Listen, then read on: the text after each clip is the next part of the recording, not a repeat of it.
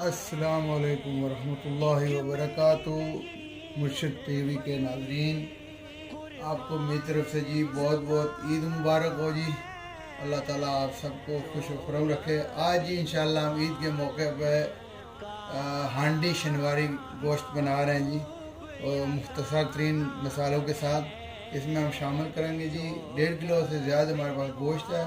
उसमें तकरीबन 250 ग्राम मेरे पास कुकिंग ऑयल है, वो शामिल कर रहा हूँ जी। और इसको गर्म होने के बाद फिर आपसे दोबारा मिलते हैं जी। तो नाजरीन, हमारा कुकिंग ऑयल गर्म हो चुका है। अब तो तकरीबन हमारे पास 4 खाने के चम्मच है जी लहसुन अदरक का पेस्ट, वो इसमें शामिल करते हैं जी।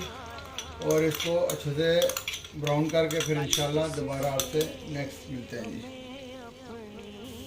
जी। तो नाजरीन, हमने लहसुन अदरक को जो है 2 मिनट फ्राई कर लिया जी। अब इसमें हम ऐड कर रहे हैं गोश्त, और इसको भी अच्छी तरीके से बुनाई कर लेंगे। तब तक बुनाई करेंगे जब तक कि इसका कलर चेंज ना हो जाए। कलर चेंज होने के बाद फिर नेक्स्ट स्टेप की तरफ हम बढ़ेंगे इंशाल्लाह।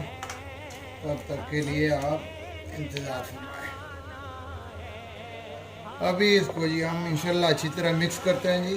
लहसुन अदरक के पेस्ट के अंदर इसको अच्छी तरीके से मिक्स करके इसकी अच्छे से बुनाई करते हैं, तब तक कि जब तक इसका कलर चेंज नहीं हो जाता। कलर चेंज होने के बाद फिर इंशाल्लाह नेक्स्ट स्टेप की तरफ बढ़ेंगे जी। तो नाज़रीन, हमारे गोश्त का कलर चेंज हो चुका है जी। अभी इसमें हम मसाले ऐड करेंगे। सबसे पहले हमारे पास जी नमक है, वो 1 खाने का चमचा, हल्दी 1 खाने का चमचा, साबुत काली मिर्चें तकरीबन ½ टी स्पून, खाने का 1 चम्मच पिसी हुई काली मिर्चें, और 5 मसालों का जो मजमूआ मेरे पास है, मैं अक्सर अपनी वीडियो में बताता रहता हूँ, वो शामिल कर रहा हूँ। ये शामिल कर दीजिए। और इसके साथ ही हम इंशाल्लाह टमाटर भी शामिल कर रहे हैं जी। और इसको तकरीबन 15-20 मिनट तक इनको पकने के लिए छोड़ देंगे, ताकि अच्छे से टमाटर मैश हो जाए अंदर जी। तो नाजरीन, हमारे टमाटर जी तकरीबन गल चुके हैं जी, और अभी इंशाल्लाह थोड़ी देर इसको और पकाएंगे ताकि ये टमाटर का पानी भी खुश्क हो जाए। उसके बाद फिर इंशाल्लाह 2 से 2.5 गिलास इसमें पानी शामिल करेंगे। फिर इसको तकरीबन आधा पौना घंटा पकने के लिए हल्की आंच पे छोड़ देंगे जी। तो नाजरीन, अभी इसमें हम तकरीबन 1.5 से 2 गिलास पानी शामिल कर रहे हैं। इसी में से हम गोश्त को पकाएंगे भी और ग्रेवी के लिए भी शामिल रखेंगे।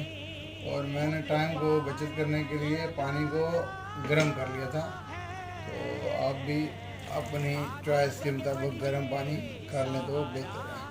तो इंशाल्लाह अभी नेक्स्ट इंशाल्लाह रेडी होने के बाद आपको फाइनल लुक दिखाएंगे इंशाल्लाह जी। तो नाज़रीन, हमारा गोश्त के अंदर से पानी काफ़ी हद तक आप देख सकते हैं खुश्क हो गया है, और गोश्त भी अल्हम्दुलिल्लाह हमारा अच्छे से गल गया है। अभी इसको हम हल्की आंच पे रख के इंशाल्लाह इसमें दही ऐड करेंगे, और तकरीबन 5 से 10 मिनट तक इसको दही के साथ अच्छा सा भून लेंगे, ताकि इसका जो दही का फ्लेवर है इसमें शामिल हो जाए। उसके बाद हम फ्लेम बंद कर देंगे। फिर इंशाल्लाह आपको फाइनल लुक दिखाएंगे और डिश आउट करके दिखाएंगे जी। तो नाज़रीन, देखें जी, हमारा गोश्त बिल्कुल रेडी हो चुका जी। हमें तकरीबन इतनी सी ग्रेवी चाहिए। तो अभी इसके अंदर 5-6 अदद मिर्चें शामिल करके फ्लेम को मैं बंद करने लगा हूँ। 2 मिनट के बाद इंशाल्लाह फिर आपसे दोबारा डिश आउट करके आपको दिखाते हैं जी। तो नाज़रीन, 2 मिनट हो चुके हैं जी। अभी देखें हमारे गोश्त की लुक माशाल्लाह, और इसको भी हम डिश आउट करके आपको दिखाते हैं जी। बिस्मिल्लाहिर्रहमानिर्रहीम। हमने थोड़ी ग्रेवी ज़्यादा रखी है, क्योंकि हमें ज़रा ग्रेवी वाला ज़्यादा पसंद है।